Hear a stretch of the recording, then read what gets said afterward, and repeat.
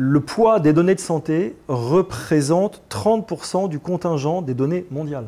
Ce qui veut dire que si on veut vraiment utiliser avec une brique d'IA pour servir un cas d'usage précis des données de santé, le premier étage de la fusée, c'est vraiment de maîtriser cette matière fondamentale de la prise en charge du patient que sont ces données de santé.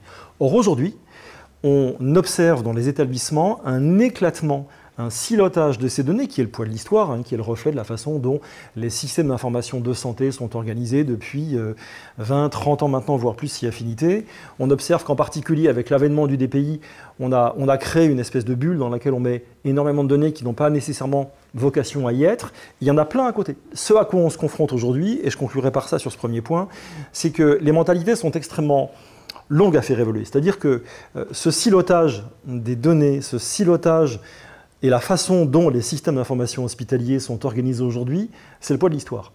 Et on est sur une évolution à cycle extrêmement long. Donc dire à un établissement de santé, essayez, au lieu de raisonner briques fonctionnelles d'abord, de raisonner data d'abord, précisément parce qu'on en aura entre autres besoin pour faire de l'IA sujet d'aujourd'hui, c'est un processus qui est extrêmement long à se mettre en place. Mais le point de départ, c'est mettez la main sur vos données, soyez souverain sur vos données, et après, vous commencerez à mieux les exploiter.